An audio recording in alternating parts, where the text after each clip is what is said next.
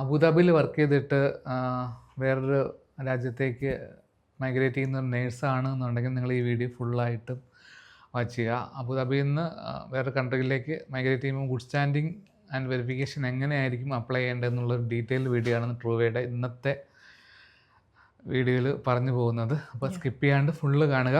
നമുക്ക് അതിൻ്റെ പ്രോസസ്സിലേക്ക് പോവാം.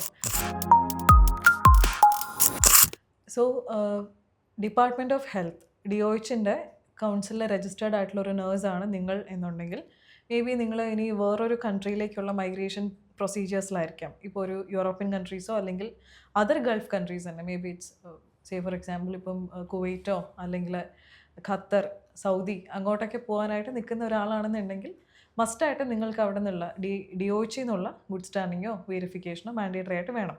അപ്പോൾ അത് അപ്ലൈ ചെയ്യാൻ വേണ്ടിയിട്ട് എന്തൊക്കെ ഡോക്യുമെൻറ്റ്സ് വേണം എന്നാണ് ഞാൻ പറഞ്ഞു തരാനായിട്ട് പോകുന്നത്.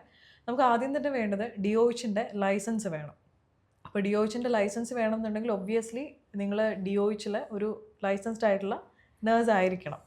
ഓക്കെ. പിന്നെ നമുക്ക് വേണ്ടത് എമിറേറ്റ്സ് ID ആണ്.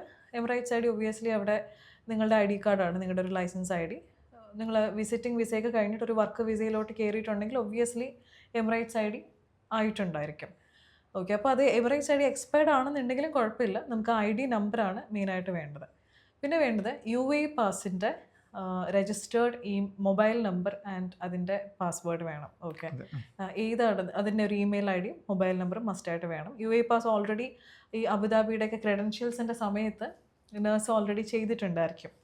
അപ്പോൾ UAE പാസിൽ ഓൾറെഡി നിങ്ങൾ ലോഗിൻ ആയിരിക്കും. അപ്പോൾ അതിൻ്റെ മെയിൽ ID കോൺടാക്ട് നമ്പറുമാണ് വേണ്ടത്.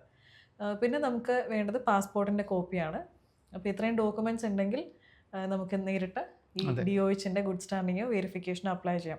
പിന്നെ ഇത് ഗുഡ് സ്റ്റാൻഡിങ് അല്ല, വെരിഫിക്കേഷനാണ് വേണ്ടത് എന്നുള്ളവർക്കാണെന്നുണ്ടെങ്കിൽ ആ വെരിഫിക്കേഷൻ ഫോം ഏതാണെന്നുള്ളതും കൂടെ സബ്മിറ്റ് ചെയ്യാം. ഇപ്പം NNIs ആയിരിക്കാം, NCLEX ആയിരിക്കാം, അതുപോലെ CGFNS ആയിരിക്കാം. അപ്പോൾ അത് ഏതാണെന്നുള്ളത് ഫോമും കൂടെ ഒന്ന് സബ്മിറ്റ് ചെയ്യാം. പിന്നെ പ്രത്യേകം നോട്ട് ചെയ്യേണ്ടത് DOHൽ ഈ ഫോം ഫില്ല് ചെയ്ത് തരുന്ന ഒരു മെത്തേഡ് ഇല്ല. പക്ഷേ at the time of application നമ്മൾ ഫോം സബ്മിറ്റ് ചെയ്യണം ടു ദി അതോറിറ്റി. പക്ഷേ ആ ഒരിക്കലും ഫോം ഫില്ല് ചെയ്തിട്ട് തരുന്ന അതൊക്കെ ഔട്ട്ഡേറ്റഡ് ആയിട്ട് അവിടെ നിന്ന് എടുത്ത് മാറ്റിയിട്ടുള്ള പ്രൊസീജിയേഴ്സാണ്. അപ്പോൾ അവരിപ്പം ചെയ്യുന്ന മെത്തേഡ് എന്താണെന്ന് വെച്ച് കഴിഞ്ഞാൽ the provide A good standing certificate പോലെ ഒരു വെരിഫിക്കേഷൻ ഓഫ് രജിസ്ട്രേഷൻ എന്ന് പറഞ്ഞിട്ട് ഒരു ഡോക്യുമെൻ്റ് ആയിരിക്കും നമുക്ക് തരുന്നത്. അതിൽ നിങ്ങളുടെ ലൈസൻസിൻ്റെ ഡീറ്റെയിൽസും അത് ആക്റ്റീവ് ആയിരുന്നു എന്താണെന്നുള്ളത് എല്ലാ ഡീറ്റെയിൽസും മെൻഷൻ ചെയ്തിട്ട് ഒരു ഡോക്യുമെൻ്റ് തരും. ദാറ്റ് സെയിം ഡോക്യുമെൻറ്റ് കാൻഡിഡേറ്റിനും ഒരു കോപ്പി കിട്ടും. 1 copy directly goes to the concern authority. ഇത്രയാണ് അതിൻ്റെ പ്രൊസീജിയർ എന്ന് പറയുന്നത്. ഒരു 15 വർക്കിംഗ് ഡേയ്സിൽ ഫാസ്റ്റായിട്ട് തന്നെ ഇത് കംപ്ലീറ്റ് ആയിട്ട് കിട്ടും. ഓക്കെ. സിമ്പിളാണ്, സിമ്പിൾ പ്രൊസീജിയേഴ്സ് ആണ്. അപ്പോൾ എന്തെങ്കിലും ഡൗട്ട്സോ കാര്യങ്ങളോ ഉണ്ടെന്നുണ്ടെങ്കിൽ നിങ്ങൾക്ക് ധൈര്യമായിട്ട് നമ്മുടെ കമൻറ്റ് ബോക്സിൽ ചോദിക്കാവുന്നതാണ്.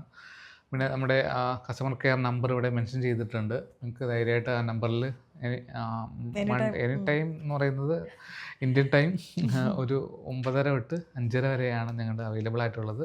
വാട്സപ്പ് സപ്പോർട്ടിൽ 24/7 ഉണ്ടായിരിക്കും.